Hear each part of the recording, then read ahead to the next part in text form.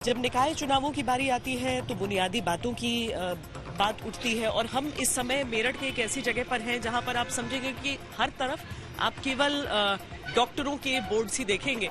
दरअसल दिल्ली के बाहर अगर कोई एक ऐसा शहर है जहां पर बड़ी संख्या में लोग अपने इलाज के लिए आते हैं, क्योंकि एक बड़ा सेंटर है वो मेरठ है, डॉक्टर्स बड़ी संख्या में है। और डॉक्टरों के लिए इस बार मुद्दा क्या रहेगा, क्योंकि चुनाव भले ही निकाय स्तर का हो रहा हो, मुद्दे आपके लिए किस तरह के रहते हैं?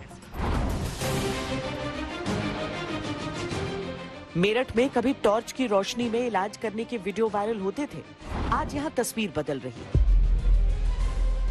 बड़ी संख्या में लोग यहां पर अपना इलाज कराने आसपास के शहरों से भी आते हैं।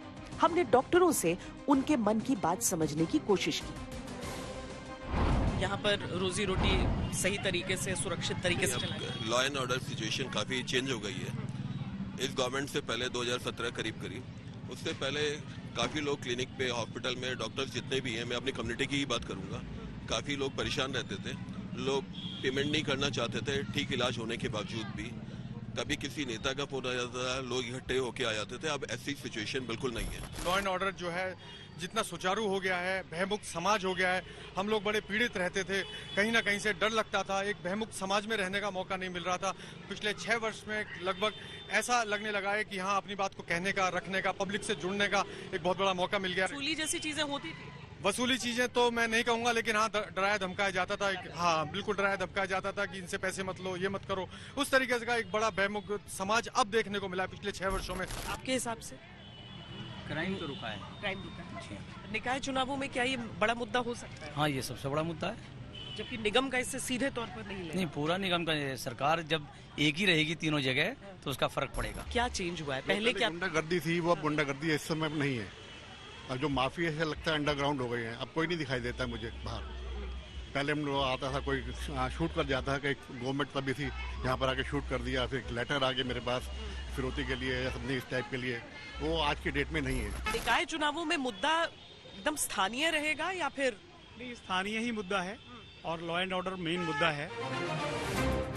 यूँ तो कानून व्यवस्था का निकाय चुनावों से सीधे तौर पर कुछ लेना देना नहीं होना चाहिए, लेकिन लोगों के मन में इस बात का महत्व बड़ा नजर आया।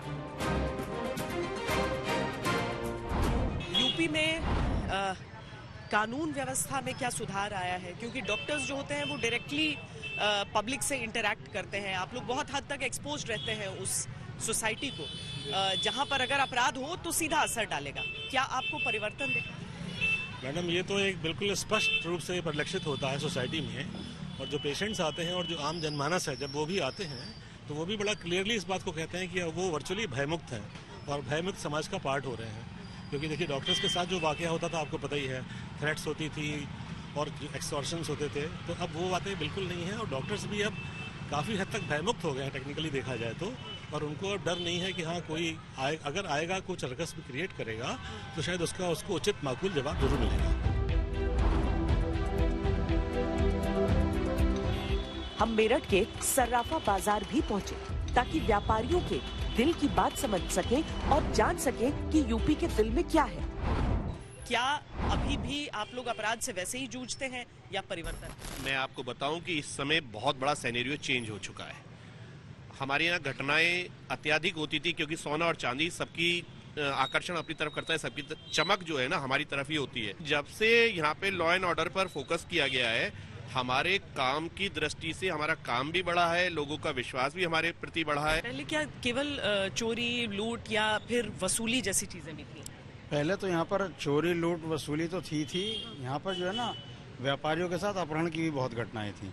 अब कोई अपहरण की घटना नहीं है, लूट हत्या नहीं है, और हम एक जो है ना बिल्कुल निश्चित तौर पर व्यापार कर पा रहे हैं। मेरठ का जो शहर सर्राफा है, यहाँ पर आसपास के 200-400 किलोमीटर तक ना व्यापारी दूर से यहाँ पे आता है। जो पहले यहाँ पर घटनाएं थी, मतलब आज के टाइम में जब से योगी जी यहाँ पर आए हैं, जब से ये घटनाओं में बहुत ज्यादा गिरावट आ गई है। बाहर का व्यापारी हमारे यहाँ आके सुरक्षित महसूस करता है। निकाय चुनावों में ये चीजें मुद्दा रहेंगी? नहीं, बिल्कुल रहेंगी। मुद्दा जो समाज में रहता है वो 4 चीजें मेन रहती हैं। एक तो प्रशासन व्यवस्था क्या है, व्यापारी की सुरक्षा क्या है, और किसानों को समृद्धि मिल रही है नहीं मिल रही है, उनकी पूरी आय का मिल रहा है नहीं मिल रहा है। तो वो सारी चीजें आज अवेलेबल हैं और सबको विकास का जो मोदी जी का नारा है सबका साथ सबका विकास, वो सबको विकास मिल रहा है। मेरठ की गली गली में सियासत का शोर गूंज रहा है। नेता वादों की बौछार कर रहे हैं। अब सारे मुद्दे साफ हैं। जनता के हाथ में सबके वादों की किताब है और देखना है वो किसके वादों पर मुहर लगाती है।